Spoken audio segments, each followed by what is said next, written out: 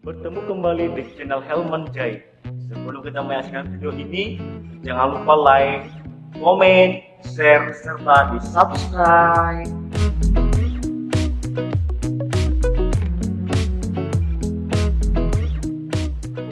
Salam Bapak Ibu, sahabat-sahabat semua dimanapun kita berada pada kesempatan ini. Saya mengajak semua Bapak Ibu dan sahabat-sahabat untuk merenungkan kebenaran firman Tuhan. Dan sebelum kita merenungkan kebenaran firman Tuhan, saya ajak kita berdoa bersama-sama. Mari kita berdoa. Tuhan Yesus yang baik, kami bersyukur berkat setiamu dalam hidup kami.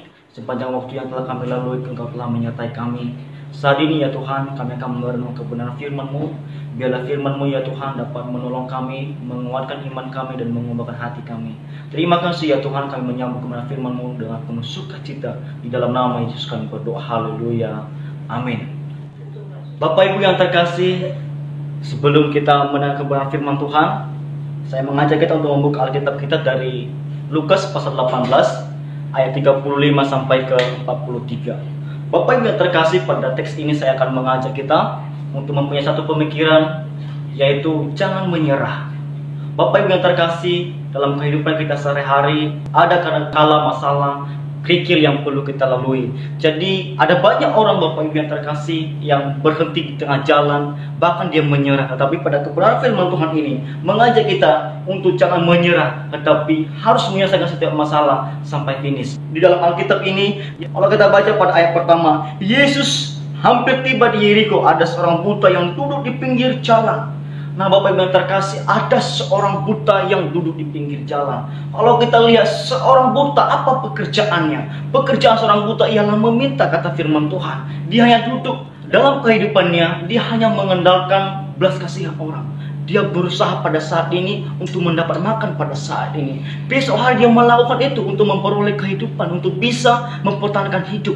Bapak Ibu yang terkasih, kita melihat bahwa pada ayat 36, waktu orang itu mendengar orang banyak lewat, ia bertanya, apa itu? Saudara-saudara yang terkasih, kalau kita melihat seorang buta ini, dia hanya duduk dan dia hanya meminta, tetapi ada suatu situasi yang mengubah kehidupannya. Dia bertanya, apa itu? Kata orang kepadanya, Yesus, orang Nazaret lewat. Lalu berserulah ia, anak Daud, kasihanilah aku.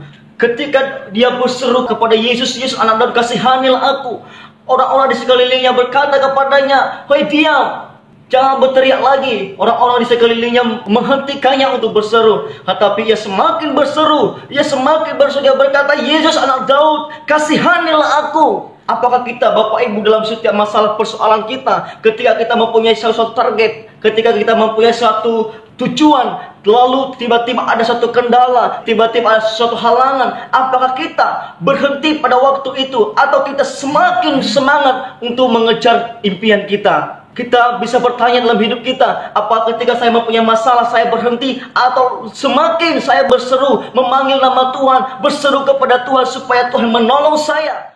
Ketika dia semakin berseru dan berseru sekali lagi kepada Tuhan, Yesus berhenti dan menyuruh orang membawa dia kepadanya. Dan ketika ia berada dekat Yesus, Yesus bertanya kepadanya, apa yang kau kehendaki aku perbuat kepadamu?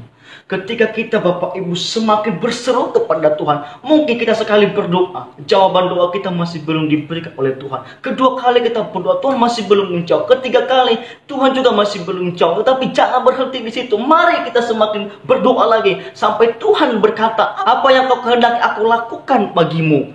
Ketika orang buta ini Bapak Ibu semakin berseru, walaupun orang banyak menegurnya, walaupun orang banyak menolaknya, tetapi Yesus tidak pernah menegur dan tidak pernah menolak. Malah Tuhan Yesus bertanya, apa yang kau kehendaki aku perbuat bagimu? Mungkin kita tidak buta secara fisik, tetapi kita buta secara rohani. Ketika Tuhan Yesus telah bertanya kepadanya, ia menjawab, Tuhan, supaya aku dapat melihat. Lalu kata Yesus kepada orang itu, melihatlah engkau. Kita melihat di sini Bapak Ibu semua bahwa ketika orang itu telah berseru kepada Tuhan, lalu Tuhan menjawab doanya. Dia bertanya, apa yang kau kehendaki? Lalu jawabannya ialah, supaya aku dapat melihat ya Tuhan. Kita lihat jawaban Tuhan Yesus, melihatlah engkau.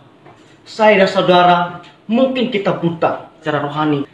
Mari bertanya kepada Tuhan, panggil nama Tuhan, berseru kepada Tuhan, katakan sama Tuhan, Tuhan, aku mau pertolongan Tuhan, aku butuh pertolongan Tuhan, aku butuh Tuhan menolong saya. Dalam ayat 43, dan seketika itu juga melihatlah ia, lalu mengikuti dia sambil memuliakan Allah, dan seluruh rakyat melihat hal itu dan memuji-muji Allah. Kita bisa melihat Bapak Ibu ketika seseorang tidak menyerah dalam setiap persoalannya. Ketika seseorang tidak menyerah dalam setiap pergumulannya. Ketika ia semakin berusaha, maka Tuhan memperhatikan. Mungkin pada saat ini kita ada dalam situasi yang buruk. Kita ada dalam situasi yang menyulitkan dalam ekonomi kita. Tetapi apakah kita sebagai orang-orang percaya berhenti dan tidak memanggil nama Tuhan lagi, kita tidak mau berdoa? Justru karena situasi pada saat ini membuat kita kecewa, kita semakin mencari nama Tuhan, mencari wajah Tuhan, supaya Tuhan menolong kita. Orang buta ini ketika diselamatkan oleh Tuhan, dipulihkan oleh Tuhan, orang lain memuji-muji Allah. Biarlah kita menjadi saluran berkat bagi orang lain. Biarlah melalui hidup kita, orang lain juga dapat memuji Allah, meninggikan nama Tuhan. Saudara-saudara yang terkasih, perjumpaannya kepada Tuhan mengubahkan 3 hal. Yang pertama, dia diubahkan, dipulihkan secara fisik. Dari yang buta dapat melihat. Inilah yang luar biasa Tuhan lakukan. Suatu mujizat yang terjadi ketika orang tidak menyerah. Tidak menyerah dengan situasi, tetapi semakin berjuang terus.